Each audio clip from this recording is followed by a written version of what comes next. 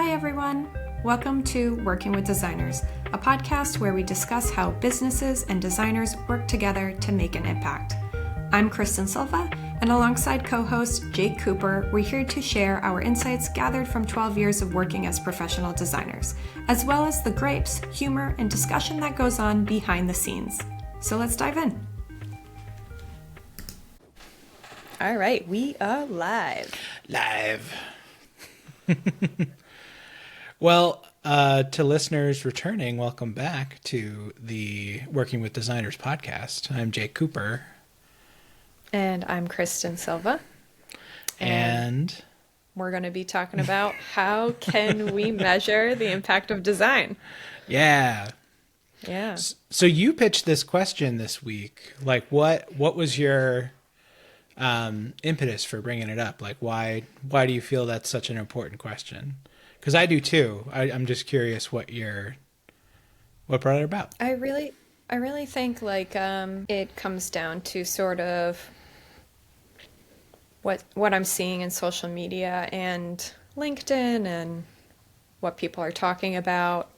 I think Jaguar's rebrand definitely is something where I was like, oh, maybe we should talk about this. I think it's a really good part of, and also we're at the end of the year. People are starting to think of their next year and planning. And I think a lot of the takeaways that you have in mind for this that I'm excited to get into at the very end of this are going to be really, really suited for right now. I think people need to know those things. So yeah, be good. Yeah, especially like 2025, new time to kind of reset the page, make a different effort. And this question specifically, I feel like cuts to the core of what we do as business owners too. Like so much of, sales is just trying to prove your value. And I feel like it's really tricky to actually talk about the value of design, measuring the impact of design. And it's definitely something that I feel other business owners have a challenge talking about. And I'm excited to see what we came up with. Yeah, it's funny too, because I was having this conversation with a friend talking about, what I do, honestly, yesterday. And I don't know, I feel like it's what makes you and I really excited about what we do. Yeah. It's, you know what I mean? And it feels as if that's different than what the client's excited about at first. Mm-hmm. And then we go through the journey with them and they realize like the beauty in which we live in, and work in. So yeah, like great. We see how awesome it is to actually have a brand new design out in the world and like making other people get really excited. But it's almost like a sense of worry on the client side where they're like, am I buying enough? Am I going to get conned? Am I going to do all these things? There's like a lot of real challenges approaching the value of design and how to quantify something that's so like intangible. I call it the 20 days of trust. That's great. And it's the trust building in that introduction. But yeah, I mean, we do this, we're addressing issues that the client can't foresee how to address themselves. And when we get that aha moment or that impact, it's like, yes, this is what we do. This is why we do what we do. So yeah, I mean, I think that's what gets me the most excited about working on brand stuff is, brands are just living, breathing stories. Like it's our one way to kind of be authors and artists in kind of like the medium of life. Like we're actually building experiences people get involved in and identify themselves in and can really inspire people. Like I'm sure people have seen an Apple ad or two or an ad on TV that was like, oh, that just cut to the core to me or like made you cry. And it's a way that we can really kind of bring powerful, real life experiences into this world of, creativity and putting ideas out there. So that's what gets me really excited when I get involved in a brand project. I'm thinking of this. I don't know if you commented it on LinkedIn or it came in my feed, and it was a really clever marketing ad for a roofing company. Do you know what I'm talking about? No, no, no, offhand? no. No. And you don't know it's for a roofing company, and it's these people, and they're like locked arm to arm, and they're creating this like wall of people, and then all of a sudden it's very emotional, and you're just like, is this suspenseful? Is this a movie ad? Like, you have no idea. And then all of a sudden it turns into a roofing commercial, and you're just like, that's just amazing. You spent a lot of money on that, but I bet it works, you know? Like, it's Right. so great. So, well, where should we start this kind of framework or, Yeah. chat? Well, I think it's important to understand why it's such a hard thing to quantify, the impact of design. And in my experience, it's because, nobody's ever just working on design alone. You have your product is evolving, maybe your marketing is changing at the same time, you're putting out more content in the world. It's hard to just say like my one redesign of my website tripled my business or something like that. It's possible, but it works in tandem with so many other things that it's almost, I want to take some of that importance off the question of design has to have value, has to serve some certain purpose, and more looking at it like design is a investment you can create to actually impact all these different areas rather than focusing on just the one. So maybe do you have any experience trying to quantify like your impact as a designer, or trying to isolate just the metric of design in your work? I would say that, yeah, it's such an interesting, like, how do you quantify one's worth here? Yeah, so the way that I defend it, I don't know if I've had someone specifically target me or like a client target me for a question saying, well, how is this going to... I bet they actually have. I'm just Yeah. not thinking of it in this specific sense. So, but in any case, the way that I, defend my practice or kind of express, the importance of what I do is I say, I'm supposed to make your life easier. Going back to the idea of these aren't maybe something that these probably aren't your top metrics, right? But say you have, this is a great example. This happened with one of my clients 2 years ago.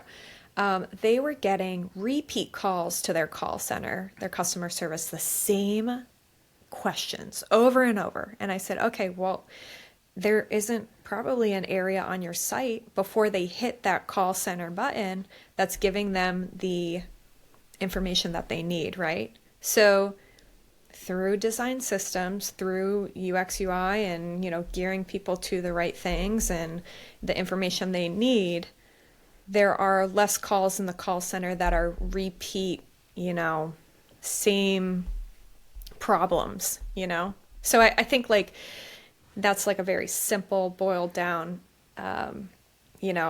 you're probably not looking at that metric, as much as your revenue or client retention or employee retention or other efficiencies in your business. However, I think that's a good example of saying, utilizing a design can help you save time and save resources through things as simple as that. Yeah, I find the biggest value in design projects isn't necessarily, what new clients get brought into your sales funnel, or how can you charge more for a certain kind of work. Although those things are something you can do with great design, but it's a savings effort. It's more like the strategic element of creating templates or having a brand system, having your ability to kind of create more output simply and with less stress and anxiety, just allows you to kind of create more revenue in these other areas rather than directly like the design investment itself. I feel like when people get into the process of working with a designer, there's that question of like, well, how much impact am I going to have versus how much I'm spending? There's this kind of like, you got to spend money to make money mentality, but they want to know like, how many more dollars will I make for every dollar I spend with you?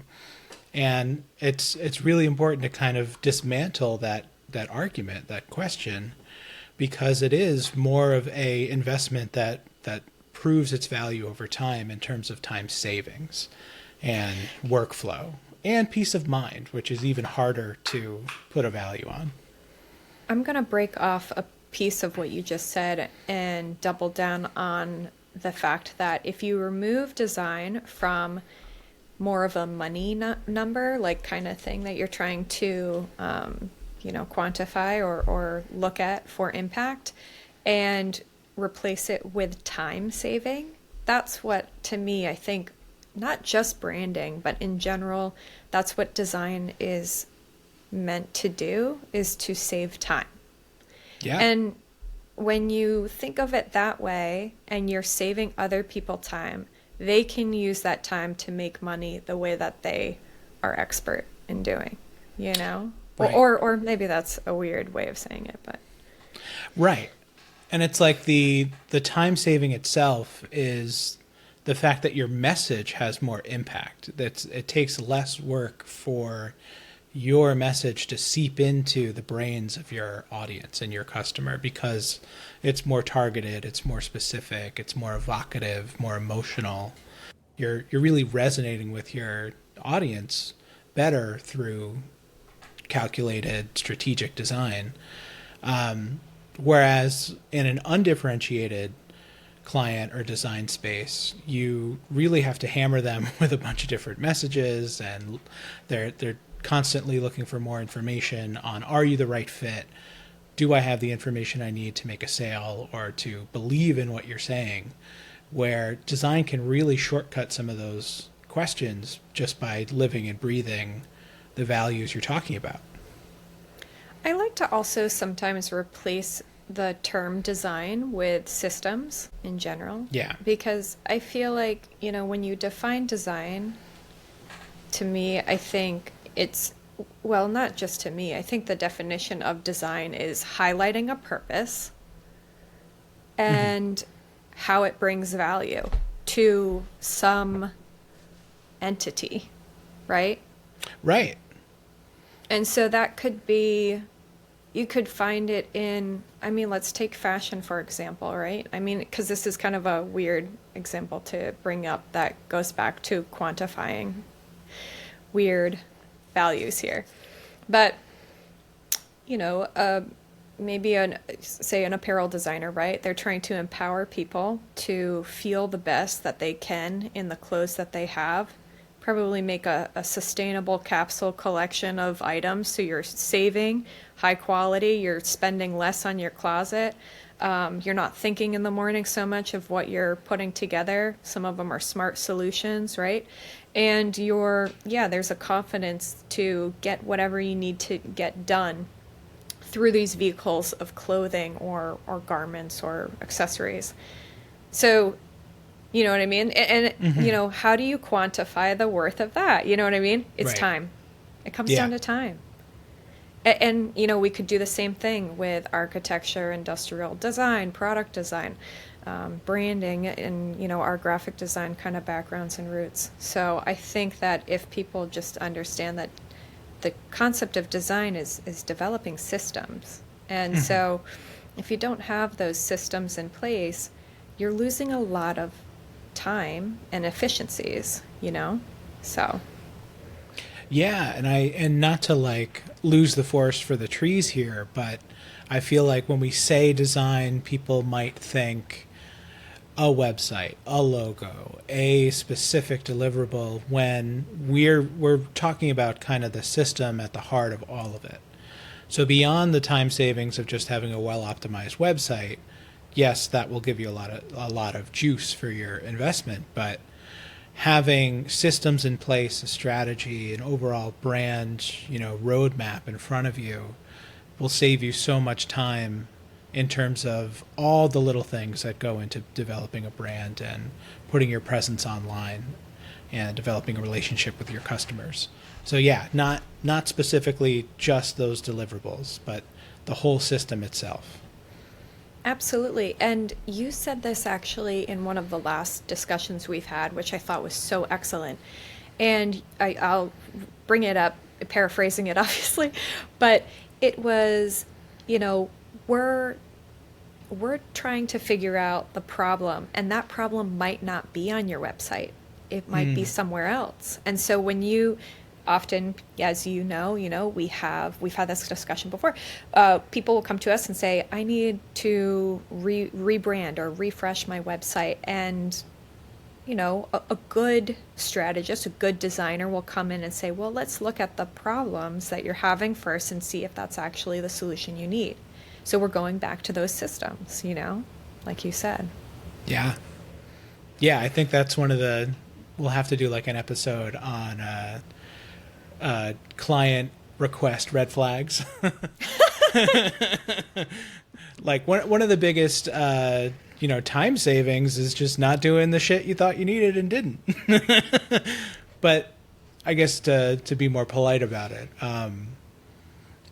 working with a designer that is going to help you tire kick the problems you're having, and having the willingness as a client to not just prescribe answers, to really work with somebody that wants to investigate and find alternative solutions to the root problems rather than just the symptom. Yeah. I think another thing that I want to bring up, with creating systems is I think of 3 different impact levels. And not that we can own completely all of these. There are other factors, of course, that come into play. But I do think something to highlight that I like to highlight when working with clients is that the systems that we're creating are trying to improve some form of efficiency, some sort of retention. That could be on the client retention side. Employees are huge, like employee retention's huge. So kind of keeping something coming back to you, right? Loyalty. And then the third one would be revenue. Yeah. So, we want to see revenue increasing. There might be other aspects that we have to point out that are not in our skill set that we might want to say, maybe you need to, look into this or that. I work with a lot of products, like tangible products. So that's definitely something that comes up in, not often. I work with really good products, but, there could be something where it's not a branding problem, but a quality problem that maybe they need to pull back into their engineers and research and development and kind of suss out something like that. But anyway, yeah. So I think like what I wanted to get to is efficiency, retention, and revenue are the 3 pillars that I like to focus on when creating systems and thinking of how design can, impact your business. So efficiency, retention, revenue. Yeah. I like that a lot. And I think one aspect of retention or loyalty that people that I guess they undervalue is the fact that it's both customer loyalty but also staff loyalty. Like, it's much easier to recruit into a company that has a well-defined brand, a well-defined kind of design system, knows what they're talking about. Not only just getting better customers that are interested, but also finding good people to work for you that can bring their best too. I've seen specifically in companies that I've worked for as creative director and a few freelance clients where they said, the look and feel of our materials is so high quality that people are really excited and get really passionate about the work that they're doing just because they feel they can see this company like truly, rather than just these, shared Word docs that are getting passed around on the company intranet. So a little bit of polish goes everywhere, not just to the customers. Yeah, I mean, what do they say? Your most important asset is your employees. So when you don't foster those values, and going back to the strategy deck and messaging and making sure that you guys have all of that, am I selling too much right now? No, no, no. You made me think. You're laughing. No, you completely you triggered a memory about, there's a MSNBC show, I don't know if it's still on, called The Prophet with a F. It stars this like billionaire dude named Marcus Lemonis who invested in a number of different companies. And the show itself was kind of like, I'm going to invest in a company, and for a year I'm going to give them my advice of how I would like change things up and improve the business itself wholefold, and you watch it happen, which is kind of a cool idea for a show. But he said his 3 pillars to a successful business are people, product, and process. So when you said like people being the number one, I was like, oh, the 3 Ps, they come back again. But it's so true. Yeah. Yeah. So yeah, in terms of what types of impact, I really liked your response of loyalty, retention, revenue, and efficiency. Efficiency not just being not only time savings, but direction. I think I would add to that like confidence, like the absence of stress, the absence of anxiety, by just having a plan, just all boiled into that same efficiency metric. Yeah. And I think also we can break those kind of concepts down too on 2 waves, like you had said. There's internal needs and impacts, and then there's external needs and impacts that are all tethered to your systems. 100%. So. Yeah, and I think that's something really undervalued is I think people get into this mode of only talking about the profit and the dollars and cents of what their investments are doing. And that comes from an internal place of fear and desire for financial autonomy, which I totally get. That's one of my values as a business owner, trying to help with that. Of course. But yeah, there's so much internal value in having a brand system you're happy about, you feel represents you, that can really change the outlook of your business, both in terms of money and impact. Yeah, and then if we're going to a level deeper, I do want to take a moment and, because I know we don't really talk too much on marketing, on the aspects of marketing, but I do think, and this is not at the high level, but more underneath these systems, I think marketing deployment would be the next thing that you would want to think of when measuring impact from design systems, right? So what do you mean by marketing deployment? Well, like, so when you have campaigns out there, or you're you're kind of sending out messages to the world about your business, however you want to showcase that, whether that could come in many forms, but getting a little more into metrics, so engagement metrics, and then also conversion or number of inquiries. So you're getting and receiving, which isn't like the top, when we develop strategy decks, that's not the first thing that we're going to say, okay, let's look at the get, you have to put that strategy in place, and then that develops out, collateral from there. But yeah, I think that would be the next thing that you'd want to measure is overall engagement, and then also inquiries as well. Yeah, so let's dive into what are some actual metrics to look at to evaluate the success of your design impact. Okay. Because we talked about conversion rate a little bit. We talked about there's a number of different ways we could talk about it. So I'm curious what you find to be the most telling metrics, and we can compare. Well, it kind of depends, I guess. I mean, it depends on like how high, maybe if you want to lead this one, I don't want to get too in the weeds. We could talk about this so differently on every media, or Right. So, Well, yeah. Where do you? How about you structure this, and then I can jump in. Let me take this. I don't want to get too granular. Presented a awful question and can answer it. No. It's a heavy question, is what it is. It's a heavy question. It's a great question. Well, that's kind of my point too. Is that like there's no one golden metric that tells you how well you're doing in terms of how your brand is functioning, how your design is creating an impact. Yes, you can look at overall revenue, but that is, can be conflated with so many other factors that have an impact.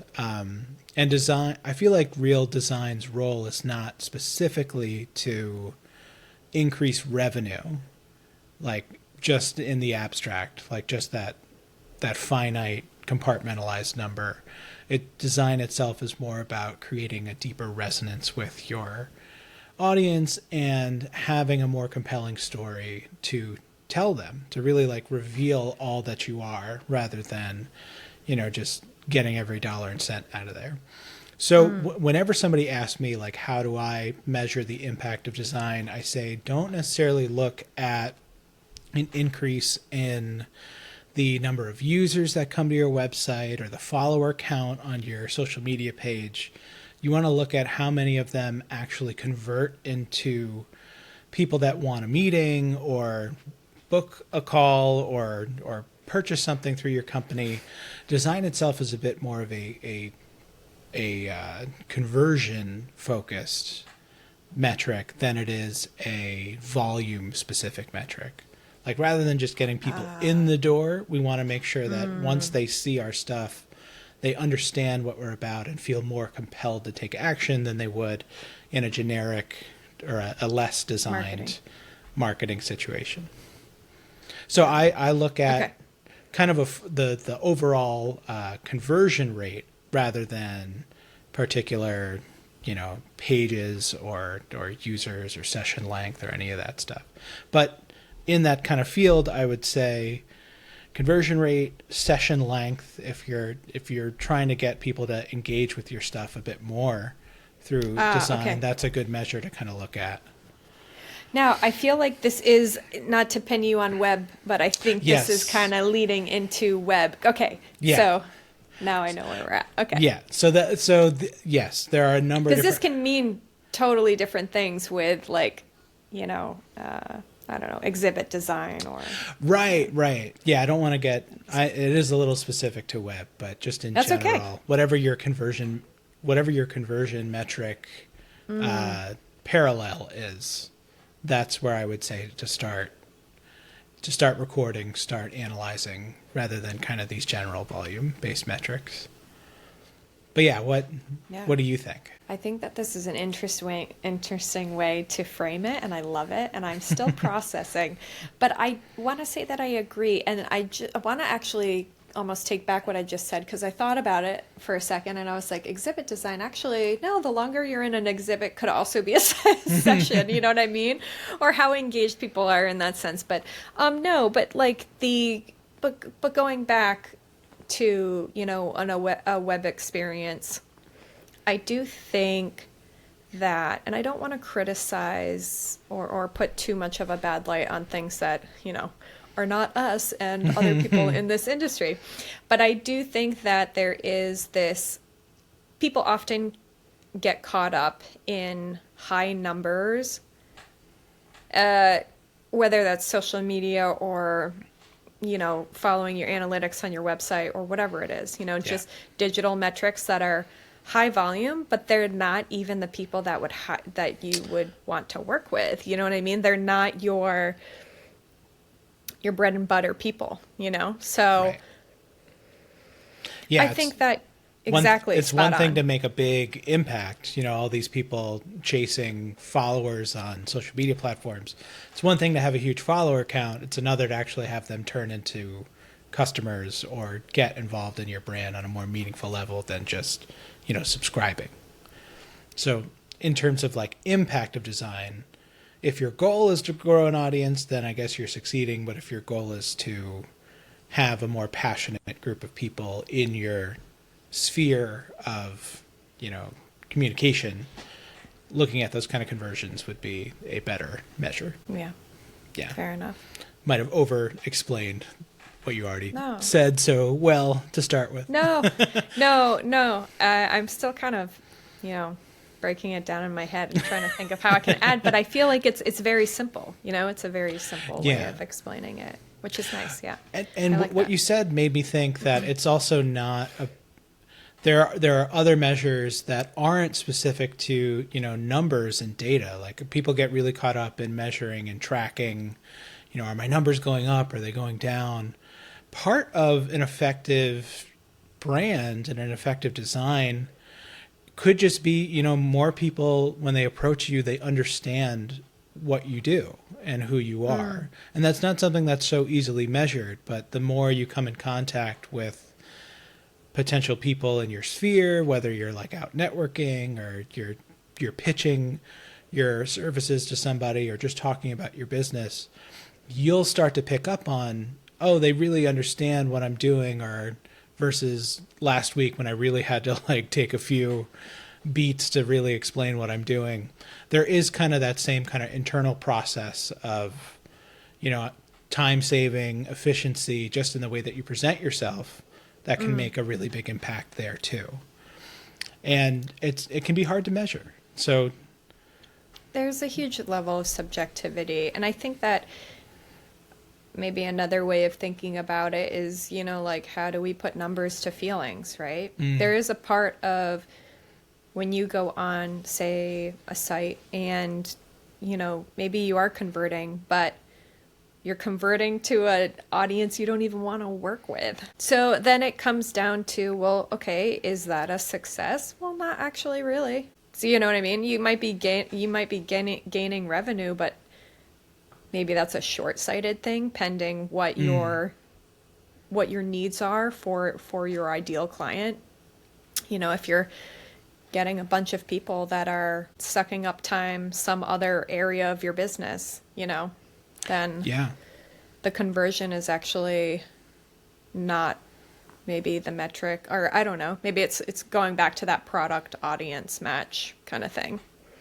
I think the key here is that it's almost too subjective to say there's one measure that is, higher than any other, more important than the others. It's really relevant to what your goals are as a business and a brand, and defining what analytics are important to you is its own kind of process. So as much as like people might be telling you to watch certain figures, it might not be the right relevant thing for you. So having kind of that person to work against and work with who might say, stop looking at that measure and start looking at that, I think would be really important. Yeah. And, one thing that we've been talking about here, these are all trailing measures. These are all like data points that come after something has happened, after something's changed. You change your website or your messaging, and now you're trying to see the impact, the outcome of those effects. Another thing that you could measure is the input that you're doing on your side and seeing how that kind of translates into broader trends and changes. So one thing that like I really get into a challenge with when I like try and hit goals in my personal life is, measuring by the outcome, like, oh, I want to lose 10 pounds or something like that.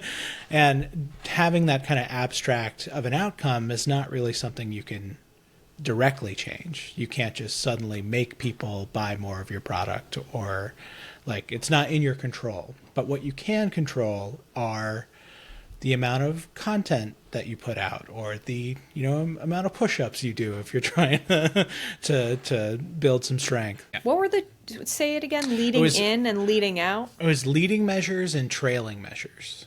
Leading measures and trailing measures. Basically your inputs and your outputs. Like outputs you can't directly control, but inputs are something that you can control. I love that. Yeah, so I think that's kind of fun because, yeah, that's also a nice thing to think about. I haven't thought about it in the way that you just defined it, but it's definitely part of it.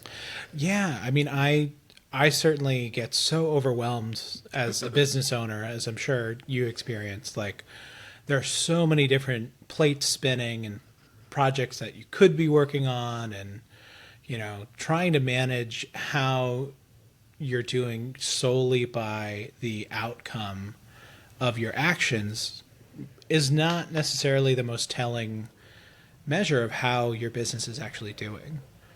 Like I was actually chatting with a potential client who was interested in redoing her website. And she's like, yeah, I mean, I don't really get a lot of inquiries through my contact form on my website. And I was like, yeah, I don't either. But people look at my website all the time. Like they're using the website not to contact you, but to vet you for some other reason. Like they're trying to verify that you're the right person and get to know you. So it serves a different purpose.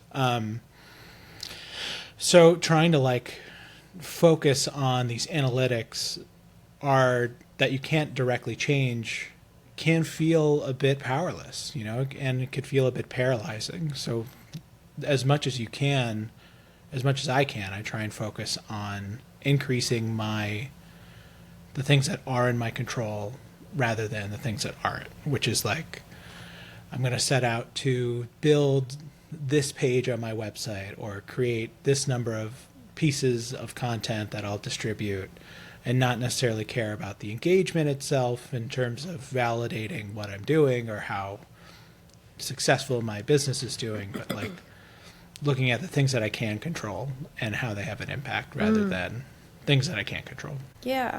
I think also too, like to pull it into a granular level when it comes to measuring impact, it really depends also like where you are in like the age of your business.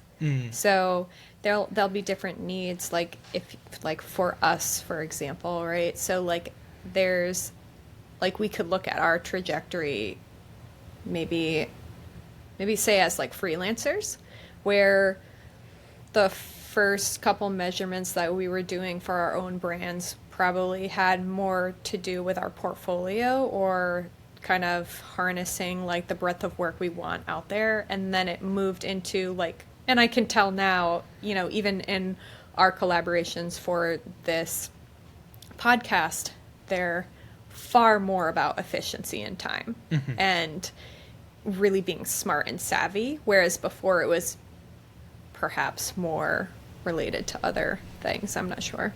I don't know if that's a great example for everyone, but I guess, to simply put, I think that, just because, maybe revenue is the end goal, there are all of these steps that you can take at each phase that might change what your hierarchy of metrics that you want to measure are, and how you can kind of address that with branding and beyond. So Right. Like the impact of design, you're measuring the output, but the only way you can really change the effect of that outcome is by managing your inputs, managing the things that are within your control, which is building those systems and those efficiencies. yeah. Yeah. I've just to put a little personal spin on it, I've certainly felt the pressure in this first year of business for my company, like trying to hit a certain number of revenue added every month. And, you can feel the weight of that number on your shoulders sometimes as you're going into kind of a dry month or something like that. But as important as it is to know like how things are projecting out and where you're going to be going, it's the thing that I can do to influence that number rather than like shaking somebody by the shoulders saying, give me some money, is to, invest more time into work like this, into podcasts, into expressions of my business, to put myself out there a bit more. Those are all things that I can control in my own, 24 hours a day. That if I didn't have some sort of framework to put that stuff out there, I'd just kind of be sitting in anxiety, watching that number get bigger and bigger, of the amount of money that I'll need to get through the next month. So you need kind of both. You need the projection to know where you're going, but you also need to focus on the right systems to actually make progress happen. Yeah. Yeah. Do you want me to add into a personal experience? Sure. Well? Yeah. Oh, yeah. Yeah. I get nervous. I guess, I was told this from a couple people, but 3 months is minimum, 6 months is ideal of leeway, Yeah. But, yeah, and I use like a cash flow system to handle sort of those anxieties and also understand. I think, it's been now 7.5 years. It'll be 8 in May with Studio Quiche. And I think it definitely becomes more of like a sense, like you can kind of smell the market, if you will. You know what I mean? Yeah. Not a funny thing. You're just like, smells like not a lot of money. Or you're like, I'm about to get slammed. And that's cool. You know what I mean? But it's not funny. Okay, so my sixth sense right now This month is smells that lame. smells lame. Yeah. No, if I'm being totally honest, and I hope that this might be a regret if this goes live and I'm totally wrong, but I actually think there's huge opportunities on the horizon. Yeah. Because, and I'll tell you why, as business owners, I'm seeing so many layoffs, and that's usually when third parties like ourselves, all of a sudden people are like, I need to drop my marketing and my design. And then they realize that they actually need it because it's so crucial, and then they don't have the infrastructure. But it's also, they can pay good money because they're not doing these high stakes salaries anymore. So you can get these people on retainer and so forth. So yeah. So I do, Yeah. I'm very hopeful right now based on my senses. But in general, though, I think that, yeah, the way that I think of it, and I have no idea if this has anything to do with impact, but I mean, it does, but I might be trailing off here, is sometimes when I'm selling or marketing and I realize that there has been a shift in the common need that people are looking for, I have to adjust, not necessarily say like a price point, but the offering needs to either get bigger or smaller based on what that current need is. So there are some times when people are like, I need to do something huge now, and I'm like, okay, I need a resource pool. I need to build out some systems of networking on that aspect, Or on the other side, people aren't doing big projects, You're not seeing proposals out there for big things. And you need to now be a little more lean and thinking of really the smaller DIY things that you can kind of service out. Yeah. Education-based things. So... Yeah, Yeah.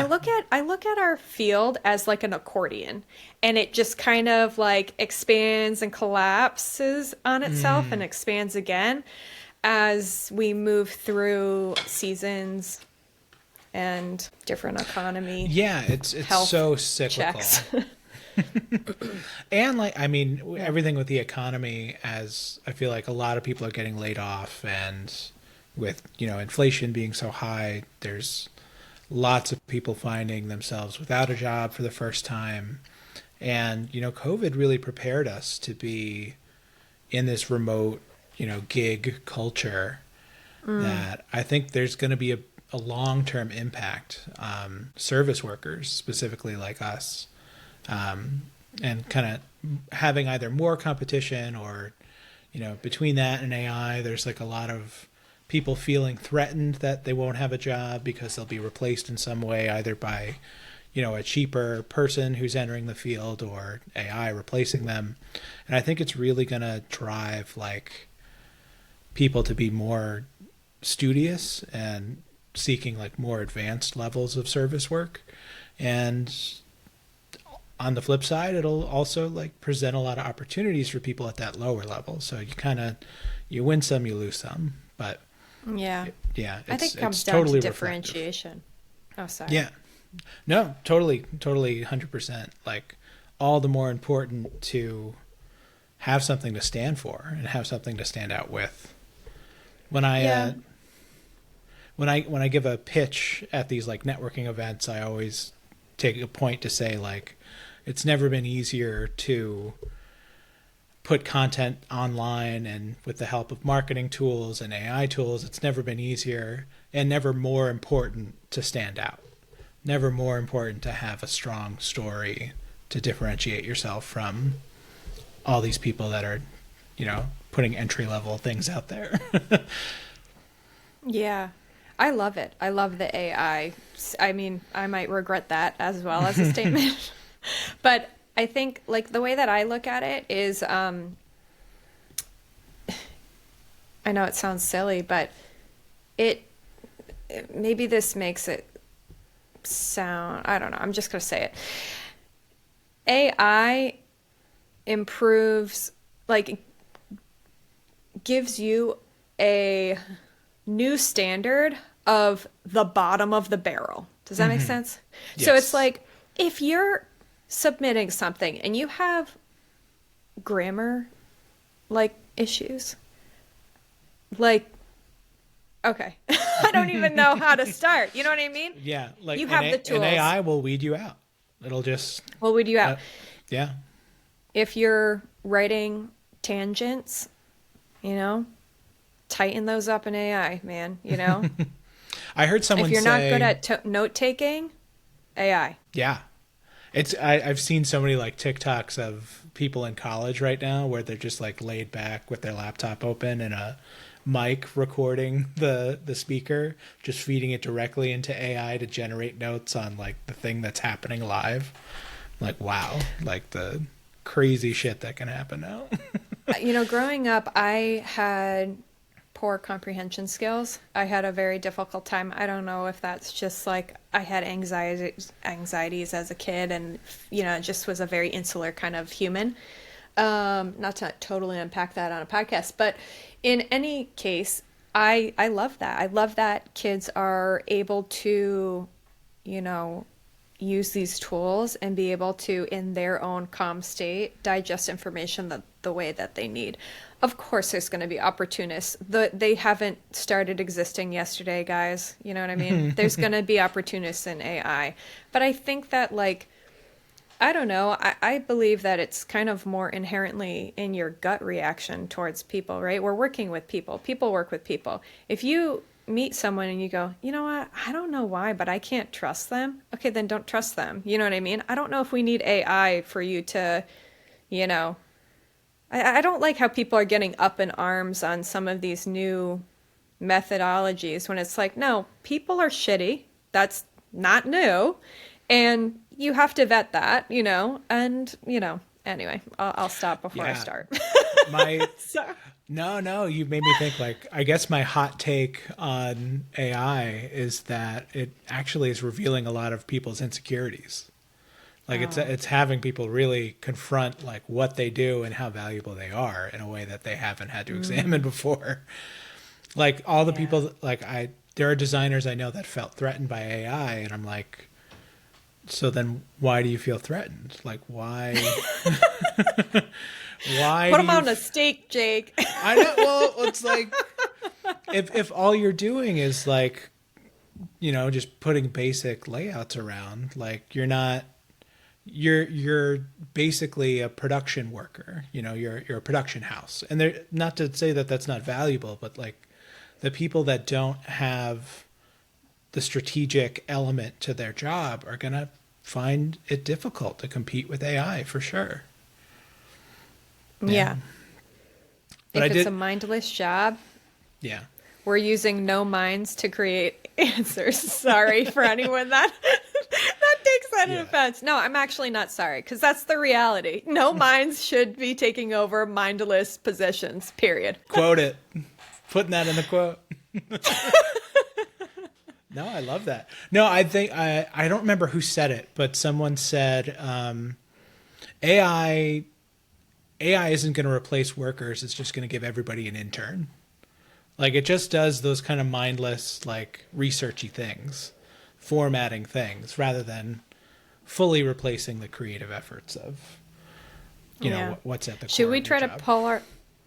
should we try to pull out of, not to interrupt, should we pull out of AI? I feel like we're getting Yeah, I know. really I'm like, we could. I'm like looking at the clock, like, yeah, we should probably go back to. This could be its own episode.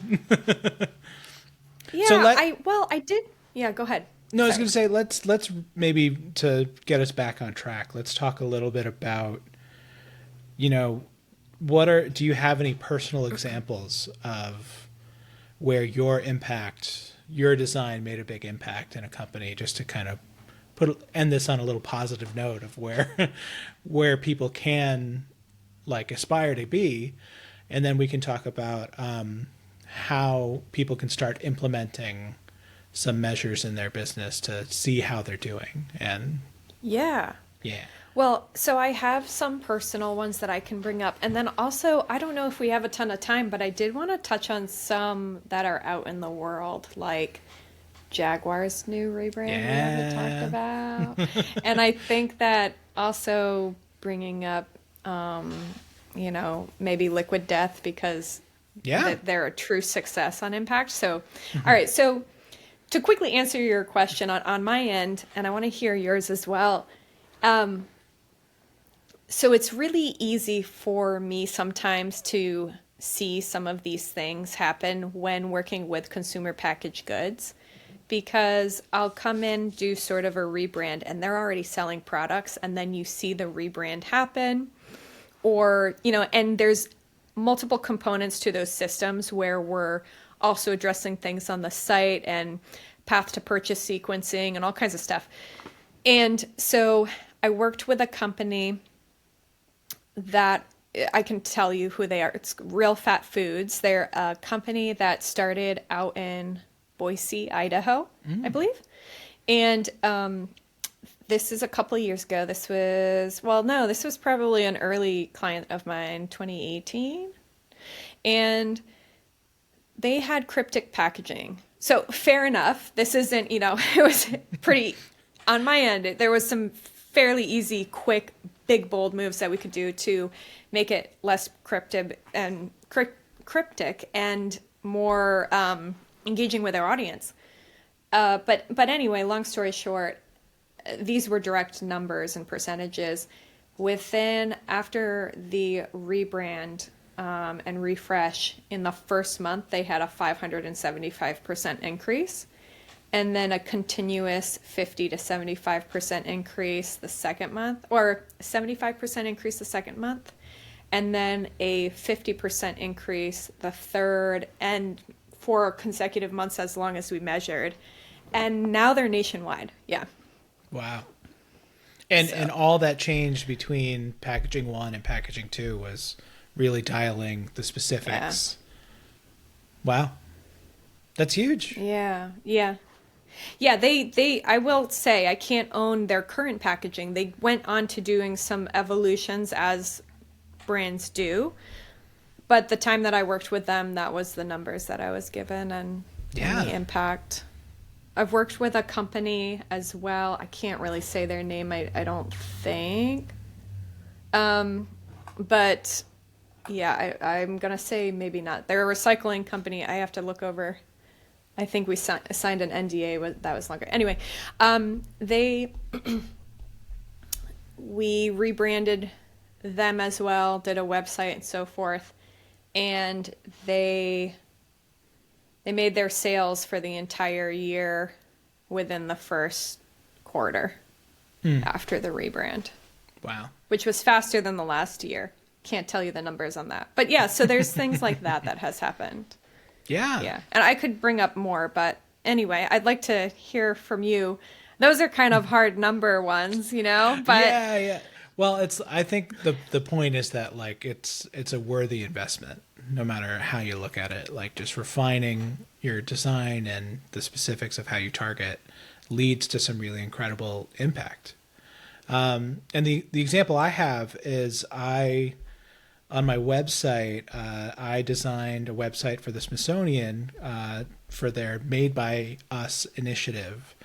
And they were I doing... love that website, by the way. Thank you. Thank you. I love it too. It was like super fun. I love working with those people. But I can't take all the credit, obviously, because they had their own copywriters and they had, their own marketing initiatives. And I was kind of focused only on the website aspect of it, which is where it's worth talking about how it's hard to conflate the impact of design when all these other things are going on. But I was super happy to find out that they raised 50% of their annual budget in the first 2 months of launching their website. So for an initiative as big as that, like to have that much impact just at launch is really, really cool. And a fact that I love to share whenever I can. That's awesome. Yeah.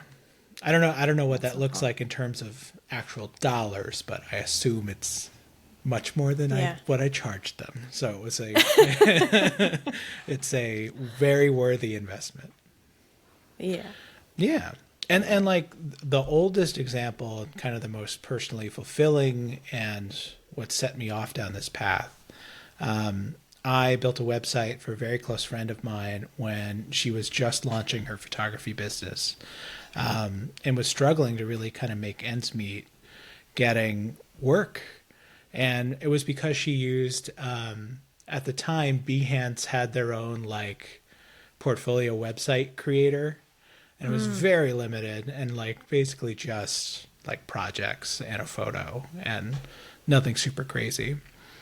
But I worked with her to actually develop like, what's your message? How can we build a landing page that tells your whole story and tells people what they need to hear in order to see that you're a valuable, service provider, not just a photographer.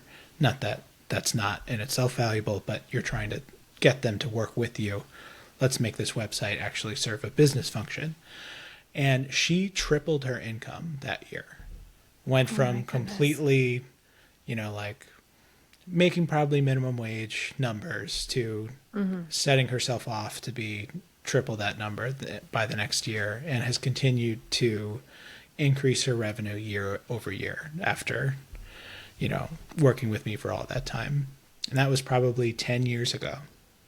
So one of the oldest, longest clients, and just see the proof of concept that you can start your own business and, invest your own time in your passion and creativity and work with other people.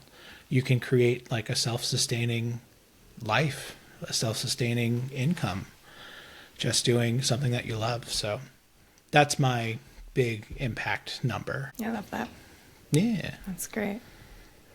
I like how we started this out saying like, it's not a number thing. And then, and then we're like, all of our, here's and some then numbers. We're like, but here's some great numbers that we have done. No, it's good. It's good. Well, yeah. Can I dive us into Jaguar? Yes. Let's do it. All right. So I think it's going to be old news by the time this episode hits, but I'm happy. Like, I think as a case study, it's worth chatting about for sure. But I think that's kind of the cyclical nature of all this. Well, I think the hype is over already. Yeah, the hype is over. People have seen it. It really happened last month. Yeah. Yeah, it happened last month. I do find it interesting, and I think that what I wanted to bring up Jaguar as is it a flop? Is it a potential flop? Let's talk about it. Yeah. And then, go ahead. No. I'm interrupting. Go ahead. Well, Jaguar has some bad sales that I can talk to you about. I pulled some facts, and then I was like, well, let's take before Liquid. we get too deep, let me shit on Jaguar a little bit. No. Why did they do it? Why did they do it? I don't know if everyone knows that, and I want to talk about that from a branding lens because I think it's really important. But then also I want to compare it to something like Liquid Death, which is a totally different product, a different market. but Liquid Death is booming. So I have some charts that like we don't have to share, but I can kind of go over it. And I think it's just a good, we can cut this if you want, but I think it might be interesting from like how brand can impact negatively, positively. I don't know where this is going to go, but how we should talk about that. So first I wanted to just bring up, so for Jaguar, I've been collecting little clippings of what people, I love the comments section of social media. It's like the juice. It's totally the lovely creme de la creme little like cherry on the top like moments of social media, I think delight, you know? So there was a poking fun. There's some comments that are kind of, it's giving meow instead of grr. That's great. And then I think then there's some like key, well, so then overall brand, I thought this was an interesting thing that got me into some research. This quote came from a commenter: Jaguar is still making cars, you know? And then Elon Musk, of course, brought in, do you sell cars, after seeing the actual marketing that came out. Oh boy. Oh boy. Well, that's a good question. Like, is this a failure or a success? Kind of depends on what they were trying to do. If their goal was to get a lot of people talking about Jaguar one way or another, it's kind of a big success. Not kind of. It is. Yeah. You know, that person that's like, Jaguar makes cars, they're a new person in their sphere. Like, they now are more aware about Jaguar than they were before. So maybe that's good for them. What was your first gut reaction when you saw the advertising?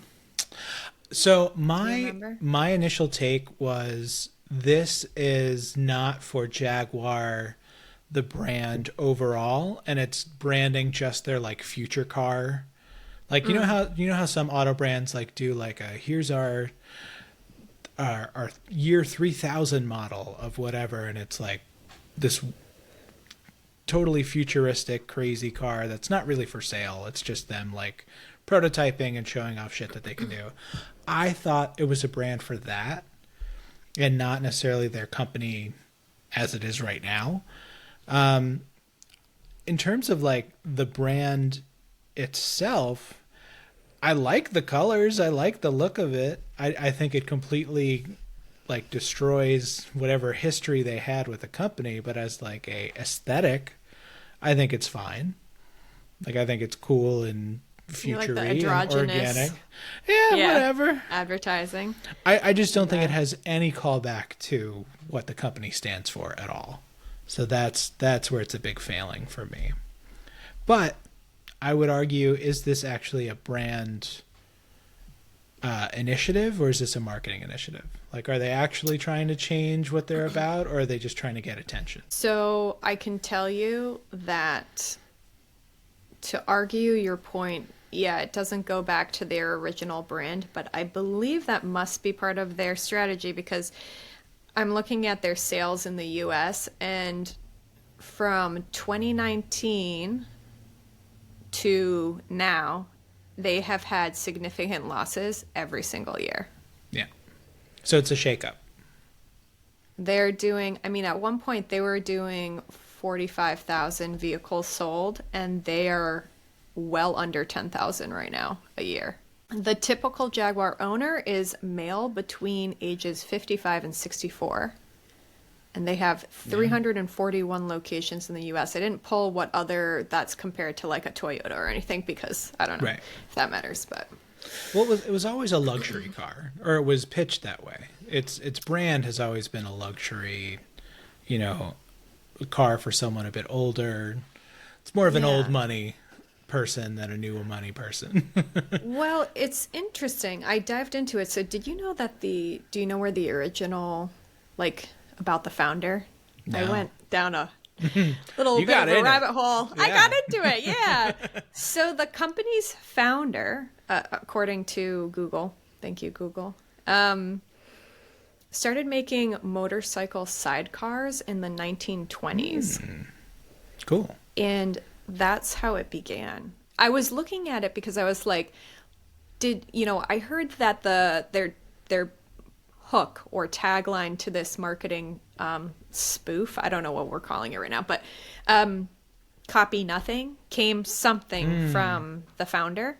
But well, that yeah, that doesn't hold up anymore. yeah. And so they've copied the brand of a probiotic yogurt. That's their aesthetic now. So I think that it's a bold, you're kind of ruffling your feathers. Maybe they're peacocking a little bit through advertising. Yeah. But I think, I think there's a couple interesting things to say about this. And one of them is actually talking about the feelings around change that us as people have when things that come out that are bold, are presented to us. And, I think that's, and it goes back to that kind of personality where it's like, is any reaction a good reaction? Is that what we're teetering on this line here? Like, I don't know. Well, I could see it as you're making me think, like, in terms of getting the society at large to question change. I could see this as a ploy to get people riled up about the old brand that was underperforming. The people that are really critical of this rebrand are actually, supporting the brand that they weren't valuing in the first place. They're trying to say, like, we loved the Jaguar, we loved the aesthetic of the timeless classic, luxury car. How dare you change it? When kind of the company itself is like, well, you're not supporting it, you're not buying any of these Jaguars, but you have such affinity for it. So I wonder if that was kind of the intention, was to drum up some of that favorability that had been dormant from the audience, to try and, like, get them to restoke those fires. Yeah. Put them back on the map. Right. I think there was another thing that I was like, why are they, I know we had COVID, and I'm not looking at, like, other statistics here, so there could be some other things. Maybe, sales are ultimately low for everyone. I'm not sure. But I would say that when looking at their differentiation and their positioning, they have had lower reliability ratings and general quality ratings, or ones that fall below the standard of the ones that the competitors of luxury Jaguar. And I wonder if that's something that's going to be, like, maybe they're trying to change the subject in a way. Well, I don't know. I mean, my gut reaction when I saw that advertising was like, oh, they're going into a new product market. Like, there's going to be smart cars, right. Or maybe I actually thought maybe they're going beyond cars now. I don't know. You know what I mean? Well, they're moving. That's interesting. I do think and I could be wrong, I thought they were announcing an electric vehicle, and that was the impetus for this brand change. Yeah. But so my last part of that, which I think once I started learning about that, because I have a lot of opinions here, I guess. So they're targeting ultra luxury now. They're moving up a tier. So with this new rollout, they want to be targeting competitors with Bentley and Rolls-Royce. Yeah, that's not going to work. That's not going to work. No, not like that. Gen Z branding, but, luxury Gen Z. You know what I mean? Like, you're trying to target younger, but then also ultra luxury. Who has the money for ultra luxury in a younger? Well, maybe they do. I don't know. Anyway, this seems like a Cybertruck play. Like, they're trying to go against Rivian and Cybertruck and other EVs that are attracting, like, new money, wealthy, like, millennials and younger, and they're trying to do that with a brand that has such history in old money audience, like a traditional classic British manufactured cars. Like, I heard somebody say that they were like the James Bond car for a number of years. Oh, really? I always thought Aston Martin was the James Bond car, but maybe Jaguar was one for long, and I'm just showing my my ignorance. But yeah, I think it's trying to appeal to an audience. It's not really for them. Like the people that are buying Cybertrucks and Rivians and like new luxury cars, new luxury EVs are not, I mean, maybe I'm wrong, but I don't think it's like the older demographics of people in their 50s and 60s. And if they are, they're the people that are buying in their 50s and 60s that are buying like futuristic luxury cars are trying to escape tradition and not embrace it.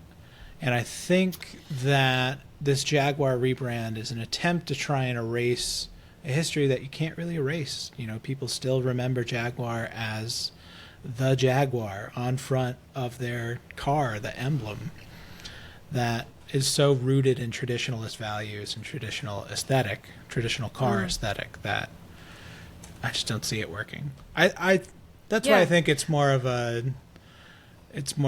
conversation, like marketing ploy, than it is any real brand effort.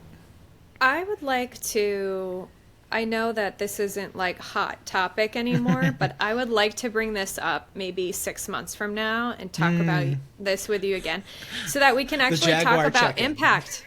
The Jaguar check-in, because I think it's interesting and fascinating, and I think that something that I do want to pull away from why bringing this up and talking about impact of design is that why do people do bold things like this is because of really significant drops in sales, and we can see on a chart that's statistically off the market. I mean, we even can see in the comments people are even like, oh yeah, I haven't even thought of the brand Jaguar in a while. They have an older demographic. Now going to ultra luxury, that's a bold move, and they're going high risk. I think there could have been interesting other ways maybe. I don't want to get into that because this is kind of like a cool case study to watch. And also, I wasn't part of the research and development of this. So what do I know, for what's going on, on the kind of silent underbelly of this operation, if you will. But one thing before we jump off Jaguar, I just want to tie it back to something you said earlier, which is, you could be measuring the wrong numbers. You could be attracting the wrong audience. That's not right for you. I think that's a perfect example of how you can generate a big impact, but it might not be impact that's good for you. It might not be impact that actually is the kind of progress you want to see. So working with a strategist or somebody in your corner that understands what your values are, that's not just going to kind of fan the flames of, discord or just create like, a conversation about how bad something is rather than like the actual value of it. It's important not just to merely chase impact for impact's sake. You really want to dial in what you want to see change in your business and take those kind of leading measures in your own hands to push you in the direction you want to go. Because the downside is Jaguar. The negative case example is Jaguar. I think it's risky, and that's why I want to say it's negative. I mean, we can keep studying it and see what happens, over time. I think my concern is that there was a huge population that considered Jaguar a laughing stock because of this, and that's not great. And also, Jaguar, according to my research, hasn't been good for reliability or quality standards, which is probably pretty common for some of these luxury vehicles because they choose luxury over some things.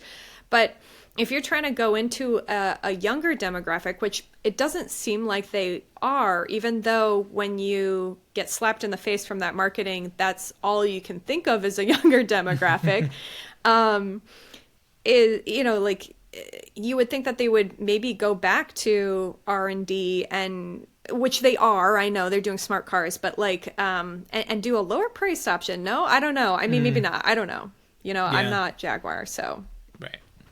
But I mean, we could have a whole podcast on this for sure. On Jaguar, I know. This is why we need to check in 6 months. I know. Well, I'm trying to keep this efficient, but I do think we should bring these up because I think it's totally on impact. Can we jump into Liquid Death real quick? Yeah. I love Liquid Death. Are you Liquid Death? Do you think that it just tastes crisper? Is it my like? Am I just like sipping the Kool-Aid? I'm a fan of the brand. I actually don't drink a lot of Liquid Death myself. I had one and I actually didn't like it, but it wasn't their primary product line. It was like one of their energy drink combo new product lines, which like I was not the target audience for it. But I love what they've done with their brand and how they've used brand to create a differentiation in the marketplace. Do you know the history about it? I know that the founder was inspired by his experiences at the Vans Warped Tour Music Festival in 2009. Ooh, nice. You want me to keep going? Yeah. He noticed that the band members were drinking water from Monster Energy drink cans, the tour's sponsor, instead of the energy drinks themselves. Yeah. So he thought that there should be more healthy products, similar branding to energy drinks or beer. So I could be getting this wrong, but what I heard about Liquid Death that I think is a really interesting case study is it's really targeted, or it was originally targeted towards people that are going to these shows, to these concerts, that are around a lot of other people drinking, that want to like blend in with the crowd, but not necessarily have to have a drink with them and not look, like a fool holding a LaCroix or a bright, colorful, like not aggressive looking kind of drink in their hand, and didn't want to kind of stand out from the crowd in that way. They wanted to blend in. So I think the guys saw Liquid Death as an opportunity to find some real differentiation in the seltzer brand space, and also, solve this interesting customer need and people that want to, have a drink that is not as, childlike and playful and colorful. How I would say it is he made soda water look cool to drink. Right. And there's a market for that, right? And this is what I love when we talk about like research and development and product to audience match. This is coming out at the time when when you look at statistics like Gen Z and, people that are right around the age of drinking, they're not drinking the way that our parents or previous generations, there is a huge dip in people are not drinking like they used to. And I think that Liquid Death, just perfect opportunity in the market to jump in. And they jumped in 2019. I can't tell what was 2020 sales, but it seems like they did fine. 50 million by year 2. 50 million, or right under. In 2022, they reached 100 million. So doubled in 1 year. Mm-hmm. And then 2023, they over 250 million. So easily $1 billion company in however many years, 4 years. Crazy. And it's not necessarily the taste. I would argue it's not about the taste. It's really So I'm not flavored. I was told this once when I was working in corporate, where they were like, I was in the lunchroom and I was trying to grab one of the LaCroix, and there's a row of I don't know, grapefruit or pamplemousse or whatever they call it, and lemon, lemon lime, and then underneath they had one that was just plain. And I remember one of my coworkers was like, "Who with any soul drinks just plain soda water?" And I was just like, and you me? Just Liquid. I think there's something. I know. I was like, what's wrong with just a great carbonated spark, And Liquid Death has they pump that carbonation in those, and you can tell it's super crispy. And I think Liquid Death is great, but I get the plain. I don't mess with flavor. No. No. I like a good flavored seltzer, but they're not the draw isn't for me really the taste. It's the absence of sugar. It's the something a little bit more than water, but Still not hydrating. not expensive as beer or cocktail or soda or something. It's usually a little cheaper, though maybe that's changed. But yeah, I really don't think the success of Liquid Death is on taste. I really think it's about packaging. I think it's about brand. It's the fact that they've carved out this different niche in the packaged goods space for seltzers and have just been killing it in the design department. So if you need a better case study for how brand can create a business impact, that's definitely it. Yeah, and I think it's definitely when you think of impact, I like these two case studies in general because there's positive and negative impacts, and then also there's quantifiable impacts that we can kind of get into and unpack. But then just like people can very easily understand the emotions that are coming up when we even talk about the two, because Jaguar is very fresh in people's minds last month, and Liquid Death is something that people are starting to see, at least like in our kind of maybe generation and a little bit below. Yeah. Maybe a little above too. So yeah. So I think I just wanted to bring them up. I thought they'd be interesting to talk about. Yeah, for sure. And I think the through line with any amount of brand work, design work, is that at the core of impact, at the core of kind of the outcome of what you make, is a change in audience identity. You know, these are, no matter what you think about Jaguar, it created, it put people into different groups. People that are staunch advocates of the old brand, people that just are here for the shakeup and here for the for the drama.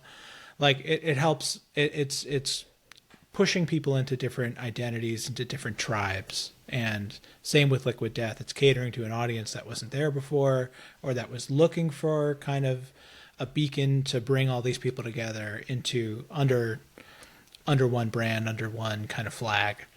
And the more that we work on creating impact with design, the more we end up reaching new audiences and segmenting them in different ways. Yeah. So should we talk about takeaways from, just how does someone get started? Like we've talked about how impact can be so, case specific, and there are so many different ways to measure it. How do you go about even starting what to measure? What do you think? Well, I think like the first step would be to start measuring something in some capacity. So it really depends on sort of what kind of materials you have that you're utilizing to get your name out there. But it could be as simple as like a Google sheet or an Excel sheet, or, documenting things that your efforts. It can lead into, we can talk about analytics. I don't know if you want to jump in and talk about web. But yeah, I think just being more observing in a measurable way so that you can measure it, would be definitely it. Yeah. Yeah, like definitely sitting down and deciding what I want to measure. I think the first step in kind of approaching this is knowing what kind of change you're looking to create in your company, whether that's growing your audience or just getting more, conversions, getting more people into your sales funnel, and starting to figure out what are the indicators of success in that channel. Like myself, I'm really interested in getting more subscribers to the Spotify, to this podcast. So I'm trying to look at how engagement happens on our social media posts, how many people are, actively listening based on the analytics of the Spotify app and things like that, opening ourselves up to new categories, new podcast software. So I would not necessarily jump into what's the session length on my website, or how many returning visitors are we getting there. It's getting kind of a broader view of, I'm looking to make an impact in this specific part of the business, and these indicators tell me how I'm doing. So just kind of isolating what those are. And then I would say step 2, like you were saying in terms of analytics, finding some sort of way to track the progress over time of how those things are doing based on the metrics that you're looking at. I think another one to add is time management, project management as well.